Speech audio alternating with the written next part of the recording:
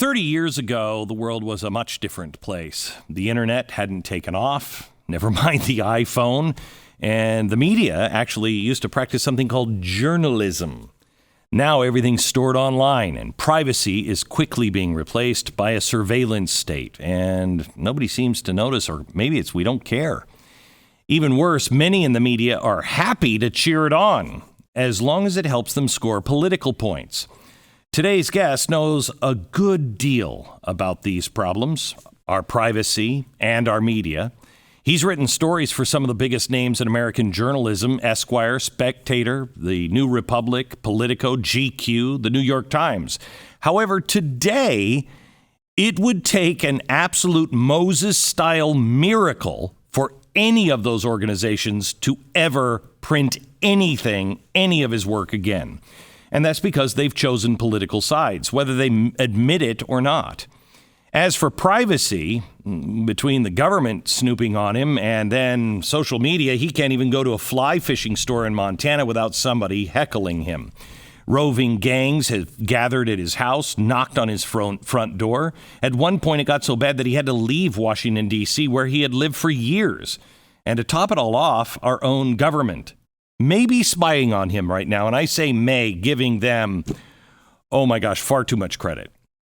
He's been called every dirty name in the book. And as we'll discuss today, the corporate media is still trying to destroy him, yet he keeps on going. He's got a new book out with Simon & Schuster, who hate him.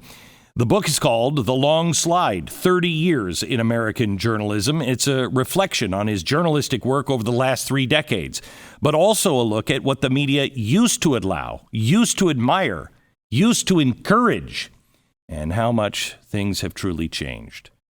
Today on the Glenn Beck Podcast, Tucker Carlson. There has never been a better time to have a healthy and sweet tooth at the same time. I don't really have, my teeth are healthy, but they don't want healthy food. Nothing in my body wants healthy food. I just have a sweet tooth. And Built Bar has come along to revolutionize the protein bar industry. That's because they understand one simple truth. Flavor has to come first. People want a candy bar. They don't want something healthy. They want something healthy, but they'd rather have it taste like a candy bar. I just want a candy bar, but they're awful for you. These Built Bars are amazing. They have 17 to 18 grams of protein, 180 calories or less, and they only have 4 to 5 grams of sugar, 4 to 5 net carbs each bar. They taste really good, and they're made with real chocolate. That's why the German chocolate, cakes taste like German chocolate: salted caramel, coconut, mint brownie. It's an unbelievable selection. 9 different flavors, and they'll throw in an additional one that they're working on from time to time. I want you to try them. Use the promo code BECK15, and you're going to save 15% off your first order. Promo code BECK15 at built.com.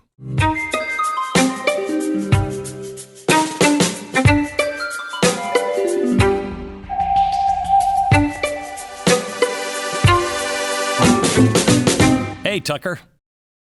Hey, Glenn Beck, thanks for having me. You're welcome. I'm sitting here looking at you in your cabin, and you have Roosevelt dead behind you. In my office, I have Wilson dead. Now, No. I have it as a celebratory item. Why do you have Roosevelt dead on your wall? Because my godfather ran a newspaper. His family ran a newspaper in New York called the New York Journal-American, one of the Hearst papers, and that was hanging on the wall in the newsroom when they closed in the mid-'60s. And so we have a ton of those. And I'm in Maine. I'm at our house in Maine where we've been all of our lives, and it's just filled with just junk the family has collected. Yeah. I actually had that hanging in my bedroom as a child. Did you really? Yeah. That's great. Roosevelt. My father hated Roosevelt. I don't hate Roosevelt at all. Woodrow Wilson was a loathsome person. Oh, yeah, he was bad. I don't like Roosevelt. I don't like some of the things he did, but Wilson is in a separate category. Yeah, I totally agree. Yeah. I completely agree. So you said your grandfather ran the paper for Hearst? My godfather. Your godfather. Okay, so Yeah. you must I mean, you grew up knowing with Hearst, you saw the manipulation of newspapers, et cetera. You knew what it could be, at least, I'm assuming, with that kind of heritage. Oh, yeah. Oh, yeah. My dad was a journalist. My great-grandfather, was the publisher of the Dallas Morning News. Yeah. I mean, I grew up around journalists my whole life. I mean, that's the world I grew up in. That's why I went into it. So that's one of the reasons I hate them so much. It's a personal offense. It's just the worst people have gone into it. Just the technocratic, dishonest, careerist, stupid cowards. I mean, you're supposed to be brave. That's the, when I was a kid, my dad worked for ABC News, and he would have his cameraman and the sound guy, and they were always over for dinner in the backyard, smoking cigarettes, drinking wine, telling stories about, women and places they went and stories they did. And like, this guy punched me in the face and I hit him back. I mean, they were just like, they covered riots. They had all covered the Watts riots in LA. I mean, they were tough and cool. They'd been places, done things. These people are just like such wuss bags. I know. I hate them. I know. I when I first worked at CNN, I was interviewed by Paula Zahn, who, as I was doing the interview, I'm watching her and I'm realizing it's vacant. She's not even thinking about, she's waiting for me to stop to ask the next question. You know what I mean? Exactly. Just vacant. And then I saw something worse. I talked about, because it was a day that somebody had committed suicide and they were an alcoholic. And I said, my mother was a drug addict and she committed suicide. And all of a sudden, she just zeroed in. And I could feel from her, I wonder if I can make him cry about this. And she made all of these... all of these questions that were just obviously trying to get me to cry. And it was, I thought, this is despicable. They're not really interested and they're only interested in ratings. But I don't think that's it anymore. Totally. They're worse than that. They're the Praetorian Guard for the ruling class. They've inverted the most basic rule of journalism, which is hold the powerful accountable. And now they're all working for some oligarch. Steve Jobs' idiot widow owns the Atlantic. Jeff Bezos owns the New York Times. The Upper West Side of Manhattan.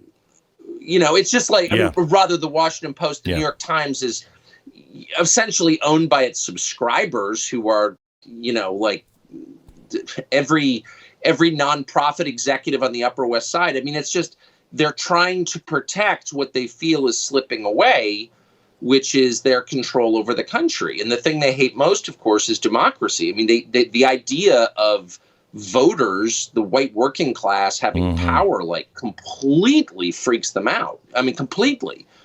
And journalists ought to be calling that out. They are the Woodrow Wilson dream, that the elites will rule and everybody else is just cattle, and just go do what cattle do. You know what I mean? And we'll just keep you in little pens.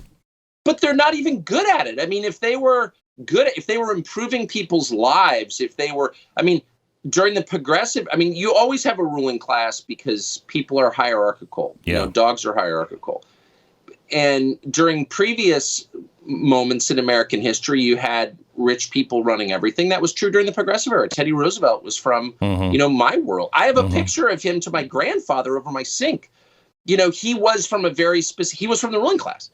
And he spent a lot of time thinking about, how do we make people's lives better? How do we make the streets cleaner, the parks prettier? How do we improve the schools? How do we lower the crime rate? How do we raise wages? And that's what noblesse oblige is. It's people who are privileged looking downward and saying to themselves, I have an obligation to you. And I would be happy to live under that system. I don't mind being ordered around by people who are more impressive than I am, who have my welfare. Do you know what I mean? At heart, these people are just pure parasites, just trying to take what they can from America and go to St. Bart's. It's like disgusting. So I hate them. That's one thing that, I think you and I disagree on, and I don't know how much we disagree on it. I believe in the pure freedom of the individual. And you know what? Yes. I don't need to put a sign on the lawnmower, don't use on roof as a snowblower. I think if you fall off the roof and you're, just chipped by the lawnmower, That's natural selection. That's fine with me. Agree. You know what I mean? I agree. But you just said a minute ago, I don't mind being told, what to do by people who are more impressive. What do you mean by that? I mean, I don't have a problem with the idea of experts, and I agree with you completely. Let people do what they want to the extent that you can. What I'm saying is I don't have a problem with the idea, the Platonic ideal of expertise or of rulers or of a ruling class. I don't think, we're all equal in ability. I want a heart surgeon to do my cardiac surgery. Correct. Yeah. Okay. I do. Yeah. So I don't have a problem with that. I'm not like a classic populist at all. I'm just incredibly angry at the dereliction of duty that I see among our ruling class. Like, they don't feel an obligation to the people beneath them. And that enrages me. They don't tip. They don't love the people of the country. They hate them. And whenever you have, this is like true for everything. It's true for the military. It's true for your family. If you hated your children, they'd be like unbelievably screwed up. They'd be in prison. If you hated your troops, they'd all die. Like, you have to love the people you're in charge of, and they don't. And that's it right there for me. And, well, if you listen to George Washington, that you're never going to get that love from people who are in power, and government's not meant to love you. But I agree that experts, the problem is that these experts will say something. Let's take COVID. They've been wrong and wrong and wrong and wrong over and over and over again. And we know that Fauci is lying about his role in the COVID virus, or at least the virus that preceded it. And yet we are forced to listen to that expert. We have other experts telling us that you have to listen to that expert. Well, no, I'm sorry, but I've got a gut on me too, and I don't believe them. Something's wrong. I couldn't agree more. At some point, though, when all the experts, all the people in charge turn out to be mediocre and clueless, then you have to ask yourself, is the system working? So these are all products of the system. Like, Mark Milley is the chairman of the Joint Chiefs. He's not impressive. Anthony Fauci is the head COVID responder in the country. He's not impressive. How do these people get to where they are? So then you take 3 steps back and you think, well, because we have created this fake meritocracy with merit badges along the way to the top, none of which correspond to actual expertise. Like, Fauci is not the most impressive physician we could have running our response to COVID. Mark Milley is clearly not the person who should be running the United States military. So, like, our system is broken. We are not finding, in a country of 340 million people, the most qualified to do these jobs because we're using irrelevant criteria. Affirmative action, diversity, equity is a huge part of it. But it's not just that. It's more than that. It's Harvard, Princeton, Yale, Penn. They are not finding the right people and teaching those people the right things. That's our ruling class is created by higher education. Those our Sandhurst is Princeton, and it's not doing a good job. But don't you think that comes from actually trying to teach the right things in their point of view instead of teaching people how to think? It's not, I don't want to be taught what to think. You need to go to an institution of higher learning to show you how to think, how to be able to explore everything and get a balanced view. That's not happening anymore in our universities. Not at all. And you ask why. Look, people are like animals. They respond to rewards. If I do this, I get that. And what are we incentivizing? We're incentivizing conformity. That's what Mark Milley and Anthony Fauci have in common. They're conformists. They check in every morning to find out what the party line is. Oh, white rage is the problem. Okay, I'll say that in a congressional hearing. Oh, wear 2 masks. Okay, that's today's line. I'll say that out loud. People who are independent-minded, who are free thinkers, are being excluded from our system. And you see it all around you. I have dinner all the time with people who are really smart. Some of them are, kind of genius level people. You've seen this in your own life.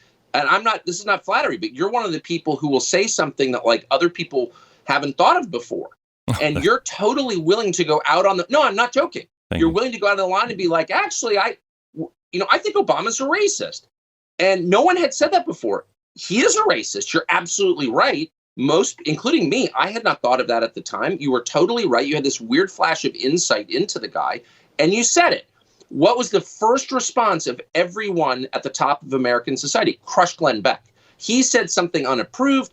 Rather than saying, wait a second, that's kind of, is Obama racist? Like, we should think about this for a second. That's a weird insight. I never thought of that before. Mm-hmm. We should incentivize that kind of thinking, open-minded thinking. We should identify the people who are thinking for themselves, who are having really interesting and cool thoughts, and reward them for it. Instead, we destroy them for it.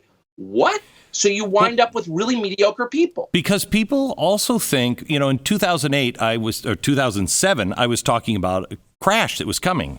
And it is because I looked at things not through the prism of being taught, but just common sense. That doesn't work with that. And you're relying on a system that I don't think is going to work. So looked at it that way. But I had one member of the media who I won't name here, that is an individual that deals with money and deals with money issues. And I brought this up, and the person afterward argued. And I have respect for this individual. And I finished the interview, and he wouldn't even look at me. He was so mad at me. And I said, what do I have it wrong? If I have it wrong, but please tell me where I have it wrong. He said, without looking at me, he said, you don't have it wrong. You're just irresponsible. We have a responsibility to not say those things. And I was like, what kind of upside down world is that in journalism?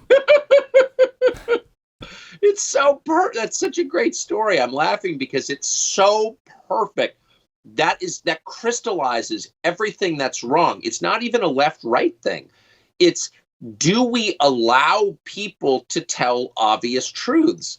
And the first thing we do with those people is we call them crazy. I have this new rule where whenever I hear someone denounced as crazy, and I don't think anyone's been denounced as crazy as much as you have, I pay special attention to what that person says. And by the way, some of them are kind of crazy. Yeah. Totally fine. Yeah. I make a huge effort in our hiring. I want at least one crazy person on staff. I don't, he doesn't have to have access to firearms, but that person needs to be in our orbit because that person is much more likely than the rest of us who are, fighting the herd instinct to see things really clearly. He's gonna be like, well, wait a second. This doesn't, if my housekeeper is buying condos in Vegas on credit, maybe the housing market is too distorted. Maybe this could wreck the U.S. economy. Just like, obvious things like that. Right.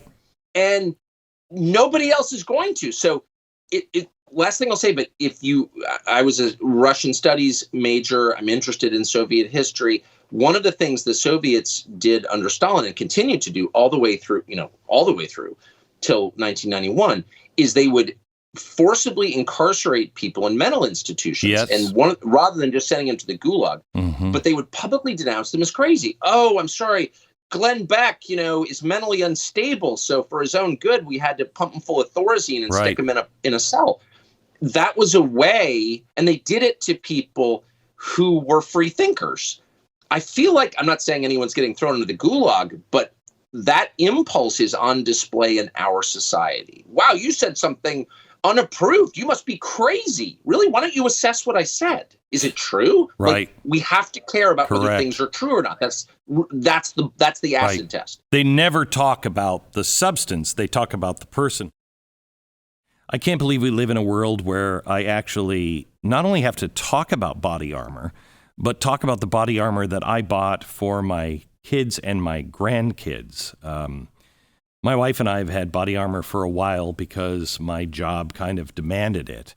We're supposed to be worried about keeping food on the table and gas in the car and a 72-hour grab bag if we're really crazy. Now body armor? This is the world we live in now. You want to keep your family safe and secure during troubled times?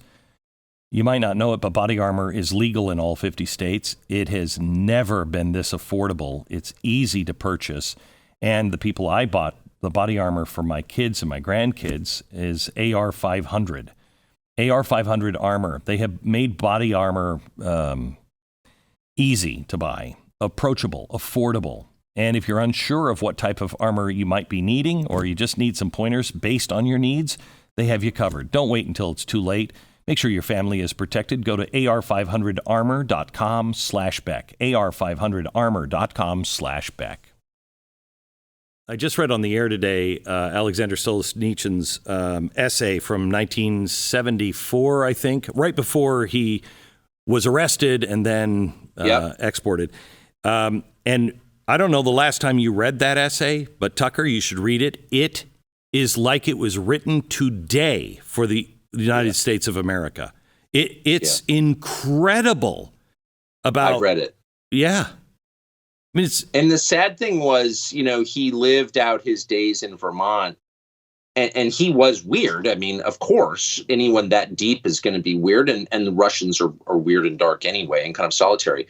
Tolstoy was the same, Dostoevsky was the same, and they're all it's in the character. But how could he have been living in Putney or wherever he was? He was like driving distance from where I live. Why wasn't he like a national hero? Why wasn't he more famous? He was kind of forgotten at the end. And I really think, looking back, the United States missed a huge opportunity with the fall of the Soviet Union to rethink what the country is about, to sort of rededicate ourselves to our most, essential values. Yes. And someone like Solzhenitsyn at that moment, because it's always when you win that you're at your most vulnerable. Mm-hmm. Getting hit in the face actually tends to make you better. Mm-hmm. The early church, Christian church, when it was persecuted, was at its sort of clearest and most faithful and probably closest to what it should have been. Mm-hmm. And as it succeeded and took over Europe and became the largest landowner, of course, it became decadent. We had a Reformation as a result of that. I do think it's when you win that you fall apart. And winning the Cold War, in retrospect, may have been like the worst thing that ever happened to the United States. I think so, too. But that also goes to something that, for conservatives, we never had to defend, and we always just thought everybody was with us. We always thought that we all believed the same things about America. We didn't. Yeah. And now I can tell you that most conservatives who are at all thinkers, we can run circles around the left because we're constantly thrown up against the wall and challenged. Oh, yeah. And, you can't be called a racist fascist for very long before you go, well, what is it that I'm saying? Is there something that I am saying or that I do believe that is that way? Right. And that's totally good and right. healthy. I couldn't agree with you more. The upside of this moment, which is obviously the darkest since the Civil War, I would say, I think it's pretty clearly is. The upside of it is people are traipsing up to the mental attic and discarding things they don't need and really taking stock, taking inventory. What do I believe? Why do I believe it? It's really made most people weaker, but a small number of people much stronger and more purposeful and sharper and more decent. The number of conversations I've had about God recently, it's a little bit, you're publicly identified as religious, but I'm an Episcopalian. I live in a totally secular world. I never talk to people about God at dinner. The last 5 dinners I've had in my barn, the conversation has gone toward God because people are really thinking about, what comes after this. And that's a great thing. We should be thinking about that every day. We all die. Like, what happens then? Right. Why isn't this a national conversation? Right. And it was during our founding. It was. That's what kind of stuff that people talked about. Franklin swore off unserious people around 1774, 75, because he said the times don't call for bon vivants. We have to have serious conversations. And he kind of switched his path. And I think America is doing that, maybe perhaps without even recognizing it. Yeah, here's my fear, and I think this every single day, is that people are going to get really radical. Democracy is the safety relief valve. Don't storm the Bastille, don't burn the federal building. You can vote and you can change this. If you convince people that their votes don't matter, they have no recourse and they become radical. Yeah. If you tell people that that racial identity is the most important thing about you, identity politics demand that all of us identify by race, this is a majority white country. You're going to get massive white identity politics. I really don't want to live in that country. Well, I tell you, I just don't. I don't think they're forcing that. Honestly, I don't think even most Democrats want that. And I'm not talking about party people. I'm talking about my neighbors who are Democrats. Yes. I don't think they want that either. But everything's been so politicized. But you can't tell me that this is designed to help our country. There's no way. No. Because you talk to any psychologist, psychiatrist, anyone who studies humans, and they all know you're pushing all of the buttons to make people swing out. That's what they want, unfortunately. It's totally true. I mean, when you tell people, oh, by the way, we're withdrawing from Afghanistan, but the war's not over. The war is here, and it's against white supremacy or people who don't want mandatory vaccination. And DHS, by the way, is leading the charge to, hunt down the, fifth column within. And you're now the Taliban. And which they're saying out loud, you're the Taliban. Really? So what does that mean? You're going to bomb my Tora Bora? You are going to create Tim McVeigh's. Like, I'm the least paranoid person I know. I'm from Southern California. I always think everyone likes me. I think it's going to be great. You know what I mean? I just have that temperament. It's inborn. And I'm starting to feel a little bit paranoid. I know they're reading my text, for example. It's what's making me a little paranoid. What if you're already paranoid and you didn't have, a wife and 4 kids and 4 dogs like I do, and you weren't kind of vested in the society, you had nothing to lose, and you turn on the TV and Joy-Ann Reid is calling you a white supremacist and calling on DHS to hunt you down. Why wouldn't that push you over the edge? I'm serious. Why wouldn't it? It would. And by the way, you can't get a job because of your skin color? What? Your kids can't get work because of the way they look? You are making people really radical, and at some point, some crazy person is going to do something awful that will be used as a pretext to really clamp down. I mean, you can see where this is going. It's very obvious, and I fear that. I don't want that. I don't want to. I don't want open violence. I know. I fear that as well. I've started talking again about Martin Luther King and his rules of nonviolence. Just to make sure that we're doing everything we can to stop it. But I mean, I'm a fiction writer, so let me write some fiction on top of that. Take that same person that you were talking about. Now take a government that is colluding with social media and a nefarious guy, again, fiction writing, who wants somebody to do something. All you have to do is change the algorithm to keep feeding him more and more, and you can create your own killer. That's totally right. I mean, I've never believed in any conspiracy theory of any kind whatsoever. And now everybody I know, left and right, looks first to some kind of plot behind everything. Why do we pull out of Afghanistan this way? Right. Well, because clearly there are conspiracies. And I don't mean like elaborate Illuminati type conspiracies, but like Biden isn't capable of running the country. It's too cynical. Like you push a senile guy on the country. You change the way we vote. You accelerate the craziness the second he wins. I'm going to be the unity candidate. The second he wins, they're like, no, they're intentionally dividing the country against itself.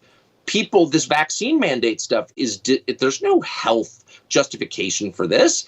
It is dividing families and ending friendships. It is clear, so obviously, an effort to divide people against each other. So you look at this and you're like, what the hell is going on? Why would the U.S. government want Americans to hate each other? And it changes the way you think about everything. You don't take anything at face value because you can't, because they never stop lying. Right. So after a while, it changes the mindset of the entire population, and there's no trust whatsoever. Nobody trusts anybody anymore. And there's just a really dark way of looking at the world. That is the kind of breeding ground of like actual civil conflict. Oh, so I mean, I really did my homework on Civil War and revolutions, and that is exactly how they start. That's exactly how they start. And what's really frightening for me on the right is if you look at Donald Trump, he was not the problem. He was a symptom of the problem. People could not take it anymore, that they weren't being listened to, that the people would go in and not do what they say. So he's destroyed, and they become more radical. The left becomes more radical. That leaves people in a position of saying, well, if he couldn't get the job done, if he couldn't stop them, then we need somebody really tough to stop them. And this just keeps jacked up over and over and over again until you have a country that none of us want to live in. Well, and that's, unfortunately, it's happening. I mean, I don't think any of us understood the degree to which all of our systems were essentially voluntary. So 2 weeks ago, the administration decides to re-up the moratorium on rent collection, on eviction. Mm-hmm. And they say you can't evict someone from your property because that person doesn't pay you. So this is, you're voiding property rights. What does the Supreme Court have to say about this? So the Supreme Court says, well, you can't do this. The Congress has to vote on it. You can't just do this by fiat. It's not you can't do it in an executive order. It's a democracy. Someone has to vote on it. So Maxine Waters is asked, and she's like, okay, the Supreme Court doesn't like it. What are they going to do about it? Nothing. A bunch of old judges, what, they have guns? I don't think so. Just ignore them. And the Biden administration did that. And they got away with it because who's going to stop them? Once people start thinking like that, we're importing 2 million people from foreign countries. We don't even know their identities, but we're just getting them in and flying them to your neighborhood because we want to change the electoral balance in the country. They're doing that. No one's stopping them. So once people start to realize that, oh, wait, I don't need to obey. Why am I paying my taxes? Honestly, why am I participating in this? There aren't enough cops to arrest me. You can see that anarchy is a lot closer than we think it is.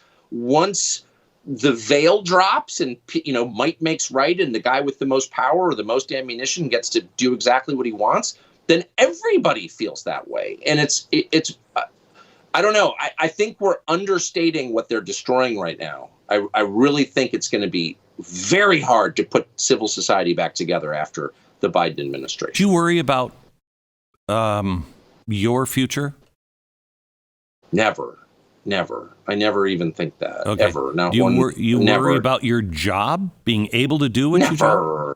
I never think that. No, because I'm 52.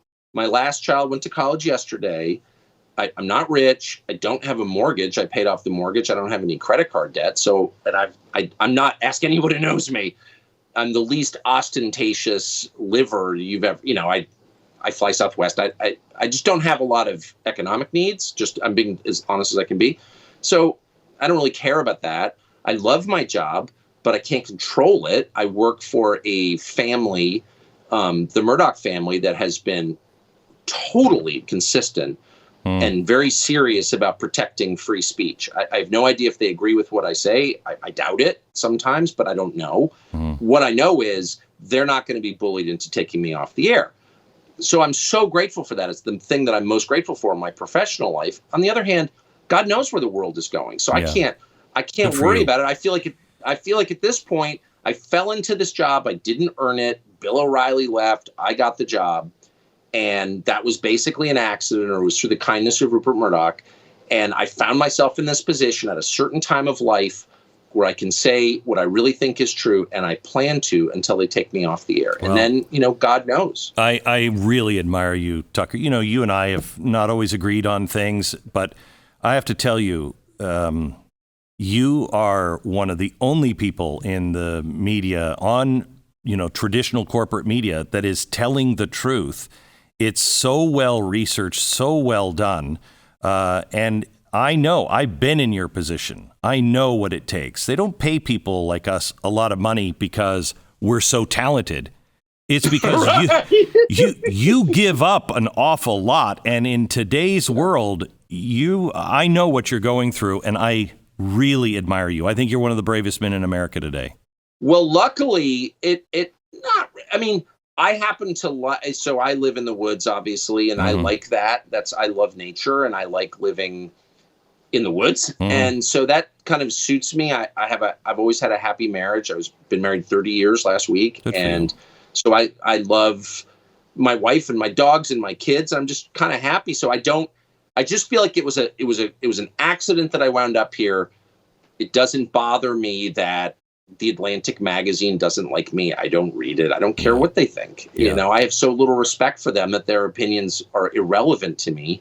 And as long as my wife and our producers and my friends and my children and my dogs still like me, then I'm happy. And I think they do. With each passing day, it's obvious that the party who usurped power is falling apart. The problem is they're taking the entire country and world with them. That's why I expect maybe possibly some shortages, of a few things, maybe food. I'm just saying. Mega drought. It's a big threat and threat of more lockdowns, inflation, instability all around the world.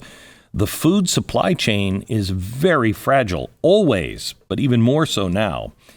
When that happens, it won't be long before food disappears from grocery stores. God forbid that ever happens, but if it does, what do you do? That's why you need a bare minimum of a 4-week food supply of emergency food from My Patriot Supply. They're the largest Patriot preparedness company, and they've been in the business for a long time. I love these guys. Millions of families rely on them for food that stays fresh for up to 25 years in storage. And they have a 4-week food kit.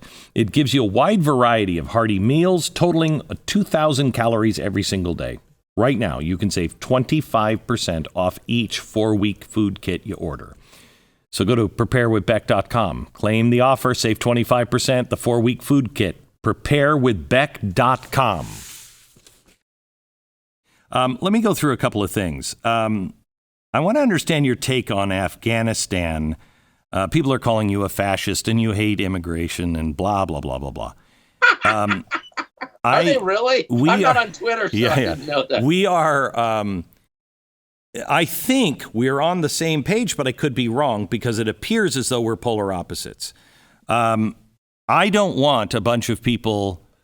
I want people who want to be an American and know what that means. I think the more the merrier of those people who are coming here because they don't have the ability to do what you can only do in America and wants to play by the constitutional rules. Most Americans don't want to do that now. They can make us stronger. But I don't want open borders. And from Afghanistan, the way this is looking, we're just, who's on that plane? I don't even know who's on that plane. And I don't think we know who's on that plane. That's right. Was that your point on Monday? Of course, it'll be my point tonight. We're leading with it again. I mean, I think look, if you're running America, you need to think of it like your house. Okay, you're always willing to have house guests and get them a drink and do what, you want to be hospitable. And that's the flavor of life. Like having people, we have house guests constantly. We never don't have house guests in my house. So I'm all for that. But you don't take anyone off the street like you really care because your kids live there too. Right. You know what I mean? Right. Yeah. So ultimately, their welfare is the most important thing. So I'm not going to invite a child molester to my house because I have 4 children. Right. And so you need to approach this with maximum care as if you actually gave a crap about your house and the people who live there. That's it. And so I feel like right now in American, this country's too divided. Our society is too volatile. I feel like things are falling apart. I don't think that's an overstatement. I try not to say things that are, inflammatory for their own sake. I do feel like things are falling apart. Look around. And one of the reasons they are is because Americans haven't decided what unites us. Mm-hmm. What do all Americans have in common? It's not a language. It's not a religion. It's not a skin color. It's not a shared history. What is it? Our unum used to be the Bill of Rights, and it's not anymore. Right. Exactly. So until we can decide corporately together what it is that holds us together, we can't have another person move here. Okay. I think we need to just stop and say, okay, totally happy to have the best people in the world move here, but we need to figure out what it is that unites us, because countries don't hang together just because. It's a physics principle. Mm-hmm. I mean, centrifugal force is real, and a continental country will spin apart into its component elements. We have 50 states. Why wouldn't they become countries? Why wouldn't you have a series of wars? I mean, you could see this really going wrong. And so we need to decide on that. And we need to, that's an urgent priority. I think it's the urgent priority. And endless waves of new people is a terrible idea. And it's our fault. It's not theirs. Okay, so I started... Because we don't tell them. People come to the country. Right. Ilhan Omar is rescued from a refugee camp in Kenya. Yeah. And she comes here, and we don't convince her that this is a good country. We tell her it's Correct. a terrible country. Correct. So it's our fault. Right. We're not good at assimilating immigrants anymore. So in 2016, I started something called the Nazarene Fund that went for the persecuted Christians and Yazidis in Syria and Iraq, and moving them mainly to Australia. And Australia is really good at assimilation. You have to speak the language, everything else, but they've been really good. On Monday, I called the head of the fund and I said, how can we help? I mean, because there are Christians there. How do we help? Mm-hmm. I'm trying to raise $20 million in the next 2 days to be able to get these people out. We have 3,000 to 5,000 Christians that are verifiable Christians because that was put on their paperwork. Their paperwork, if papers, please. Our sanctioned government somehow or another allowed that to happen beginning in 2009. And so now these people are the ones who said openly in a very dangerous place, I'm Christian. So they're not coming to the United States, but they are going to a country that will accept Christians and people from Afghanistan. Do you have a problem with that? Well, I'm totally for that. I mean, one of the reasons that I've always been willing to defend Assad, who clearly is a bad guy in a lot of ways, is that the Assad family created a refuge for Christians in Syria. That's just true. And Christians throughout that whole region. Now, I am Christian, so I don't think it's weird for me to be interested in the plight of Christians around the world. It's considered like immoral or something. I don't care. But I'm for helping the Christians because I am Christian. And this is a majority Christian country. It began that way. It's part of who we are. It triggers the hell out of them when you say that. But again, I don't care. That's just true. And so, yes, the Obama administration, by the way, excluded Christians from Syria. I know that. On purpose. I know. And nobody said anything about it. And I mean, don't even get me going, but like, where are our church leaders? Where are Christian ministers on this? They said nothing.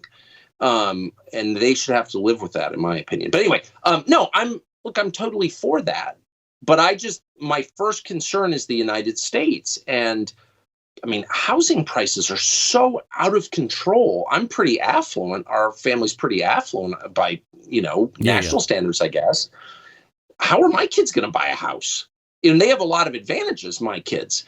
If you're not my kid and your dad is an HVAC guy, like you're not buying a house, like period.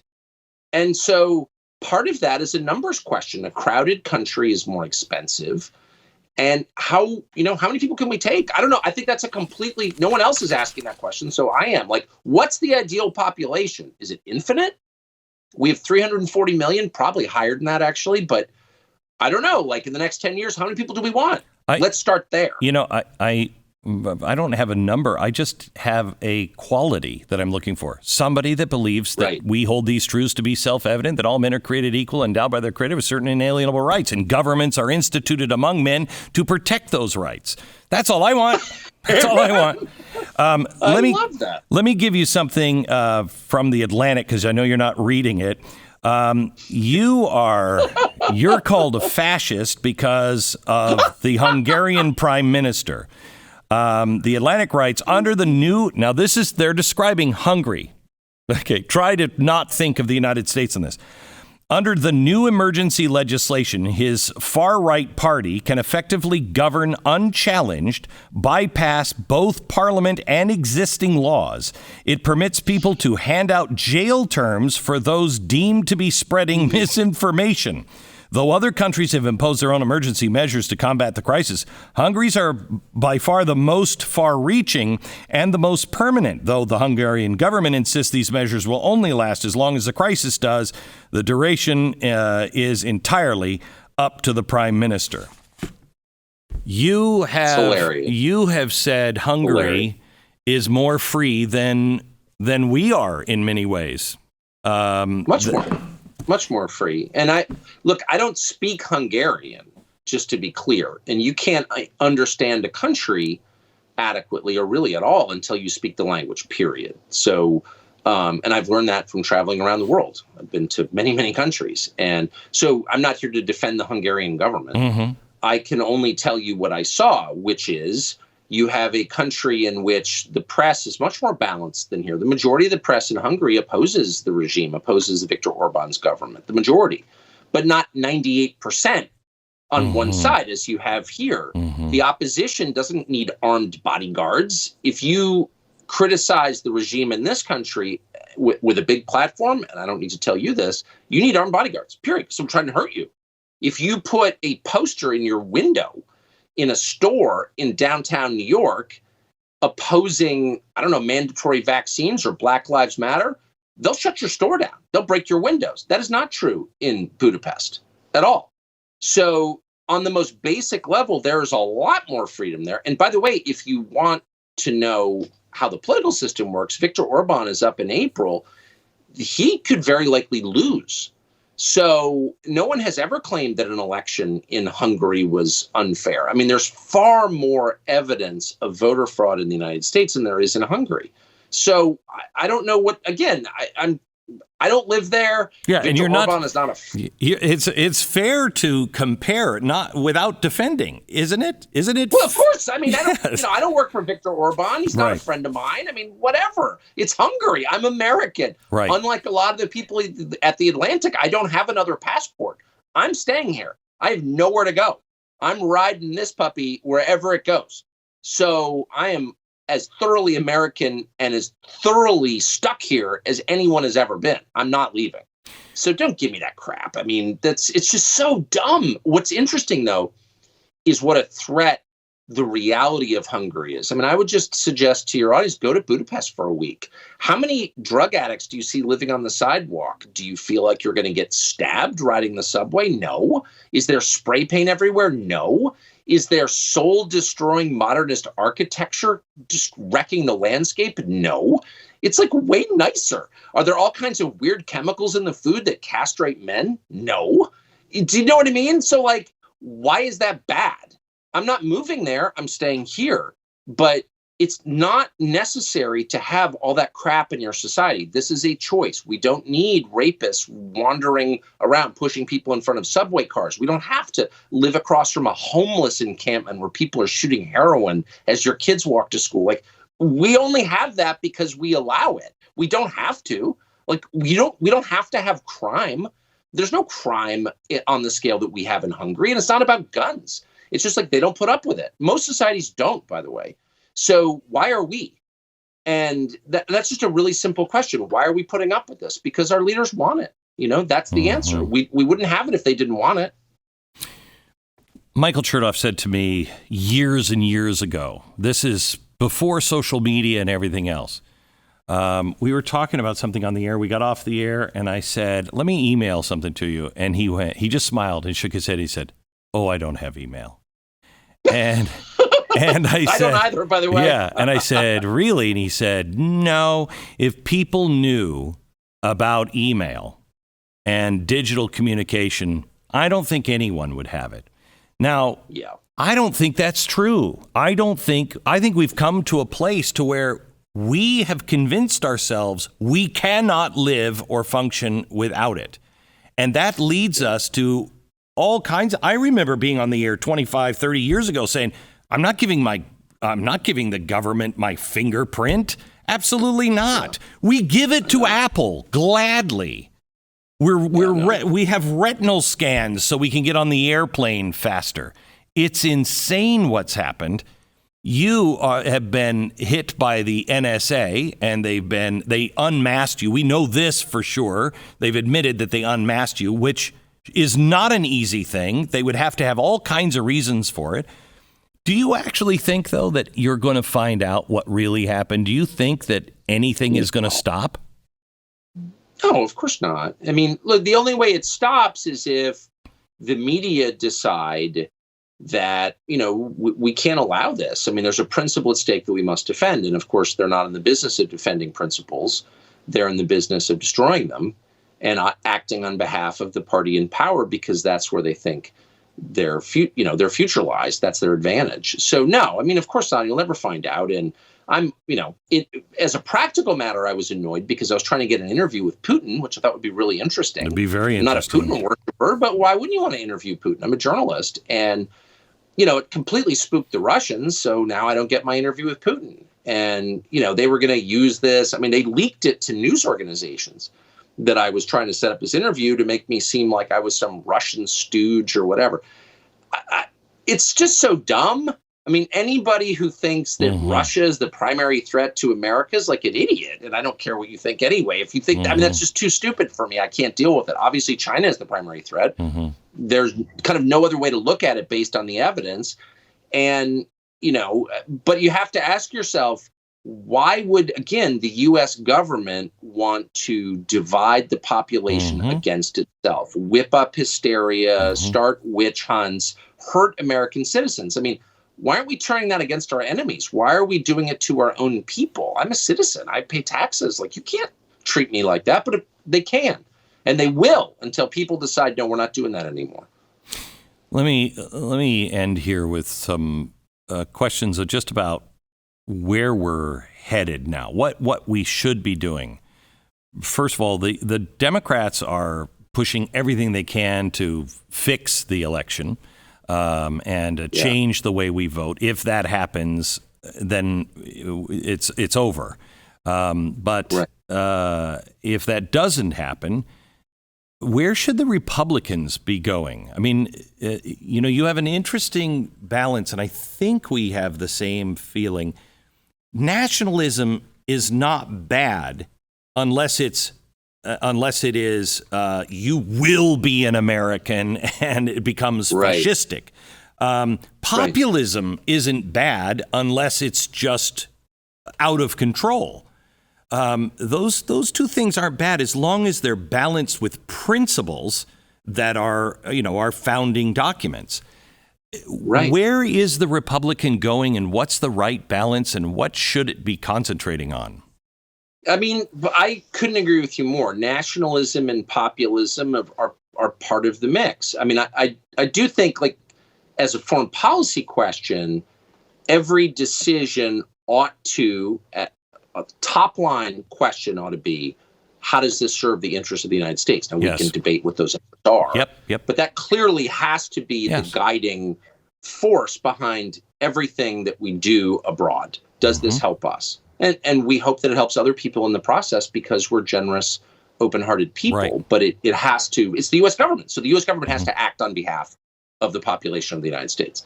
Populism is an expression of frustration that reminds us that this is a republic. It's a representative government. Our representatives in Washington ought to be acting on our behalf. And populism is like a wake-up call. When you ignore it, it gets much more intense, which is what they've done. I think the Republican Party at this stage has a really clear mission, and that's to protect its people. No one else is. Every power center in the country is on one side. Every big corporation, all education, K through, doctorate, it's all on one side. The church, this kills me to say it, but many churches are also on that side, the leadership. And so really the only power available to people who dissent, is probably 45% of the country, is this party, the Republican Party. That's it. They are the last men standing. They're the defenders. They have to defend their people because their people have no other means of defense. And if you abandon your people, then your people decide, well, no one's going to defend me. I'm buying a gun. I'm serious. The people will get super radical if they feel cornered and they feel like, I'm under attack and no one's come to save me. God knows what I'll do at that point. I'm not joking at all. I've told a million Republican office holders, the problem is that a lot of them are weak. And you see this with men. I got to say, I can't control myself. I really make an effort to highlight brave people because I think this is a moment that demands bravery. People, the individuals standing up in front of the tank in Tiananmen Square and saying, no, you're going to have to run me over. Yep. Probably 95% of the people we find and put on the air are women. Had one last night, a nurse in North Carolina. I'm sorry. I'm totally for vaccines. I'm not going to be forced to take one. I'm resigning my job. I'm putting everything on the line. I had her on. And I thought to myself, that's about the 20th woman in a row, and I love them all, and they're heroes. However, where are the men? Where are the men? Something has happened to American men. We know sperm counts are the lowest ever recorded. We know testosterone is the lowest ever recorded. We know that it's falling. That has massive consequences. What the hell? NIH is funding precisely 0 studies on this. What? We're not going to be able to continue the species, but that's not a subject of concern or interest to you? What? What the hell is going on? But you see it in their behavior. So someone like Ben Sass, who I consider really smart and thoughtful and a decent person, I'm sure he's a good dad and whatever.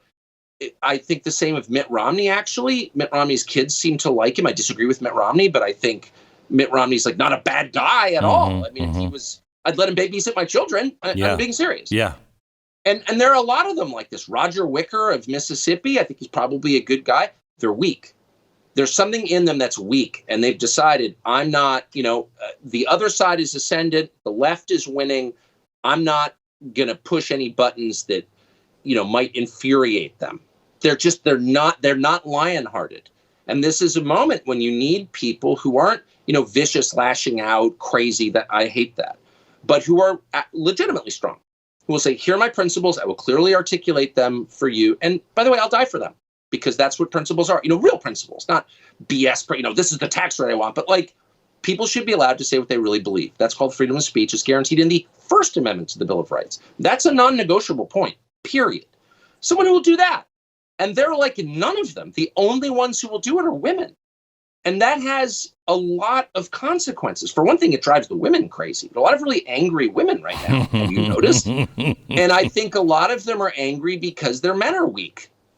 I do think that. I mean, I don't think that. I know that. And I've been married to the same woman for 30 years. And if you want to make her mad, weak men, and this is true for I have 3 daughters. I see this all the time. Weak men make them mad because it's wrong. And this is basic and human. All the true basic human things are the things we're not allowed to talk about. Yeah, right. We can talk about our dumb theories, but the way that people really are, nature itself is so offensive to our leaders because it challenges their totally unnatural program. There's nothing less natural than neoliberalism. It's an assault on nature. It's a denial of nature. Yep. But at its core, nature is about sex differences. Men and women are different. Does and stags are different. Their difference is the central fact of the natural world. And if something falls out of balance in that relationship between male and female, everything else is affected by it. Everything. And so at the core of the volatility and the craziness and the too rapid to digest change that's going on is this weird lack of balance between men and women. And I think it's physiological. I don't think this is not just a cultural phenomenon. The massive increase in trans-identifying kids, it's not just a result of propaganda from the schools. And that's part of it. But it's bigger than that. This has never happened in human history. In all human history, this has never happened. So that's a red flag right there. What the hell is this? Now, you could be totally for it. Or you can be totally opposed. It doesn't even matter how you feel about it. As a phenomenon, it's worth studying. What is going on? And it's the one thing that nobody mentions. And I just have noticed this. I mean, just empirically, just around me. And I'm hardly a genius and I'm not a scientist, but this is so obvious. You'd have to be a liar to ignore it, and we should not ignore it. What is your theory that is causing it? I don't even have an operative theory on it. I mean, everyone you ask who's thought about it says, well, I think there are plastics in the food, clearly, and I have no idea. I don't have the tools to assess that. Clearly our food is garbage. I mean, there's no question about that. No question. Everyone's down on cigarette smoking. Oh, cigarettes are so bad. Really? Are they worse than wheat thins? I'm not sure they are, actually. Processed food. I mean, maybe they are. Tell me how. But processed food in this country, and this is not true in all countries, I'm just in Europe, is very, very different. Again, I don't have deep knowledge about this. I'm just noticing what is very, very obvious. There's something, and there was just a remarkable book written about this by a former New York Times reporter who I interviewed, who said, our food is so engineered, just like everything else in our world, just like the iPhone, it's engineered to hook you. So is our food. But over time, it has physiological effects. I remember as a kid on hosting Crossfire in my 20s defending GMOs and there's nothing wrong with GMOs. I had no freaking idea what a GMO was, but that was like the right-wing position to defend GMOs. Yep. What do I work for agribusiness now? Like, why the hell was I doing that? I have no idea. Because I was a kid. I was an idiot. I was just a shill. I was like you could get me to say the things I thought I had to say. Now that I'm older, I still don't know much about GMOs, but I mean, why don't we talk about this? You're engineering food because it's more efficient. Are there physiological effects of that? No human population in history has ever eaten this stuff. Is it good for you? I mean, why don't we have that conversation? So things like food, sex, water, these are the basic things in life. And when they change, everything else changes. I would add one. Again, last thing I'll say, nobody talks about it. I know. We should talk about it. I would add one thing to that list: communication. Yes. We have done the biggest experiment on humankind, and we have all just adopted it, except for the kids of the people that run Silicon Valley. Right? And we're just these lab rats. We have no idea. I mean, I think that has done so much damage all around the world. We look at the good things. It kills me. The Taliban used Twitter to organize to go into different cities and take them over, but Donald Trump can't. Twitter won't help the people in Cuba. We're just being led around by a nose ring. Tucker, it's great to talk to you. Thank you so much. Oh, I loved it. Thank you for having me, Glenn. You bet. Super fun. Yeah. God Great bless. To see you. Bye-bye. Thanks.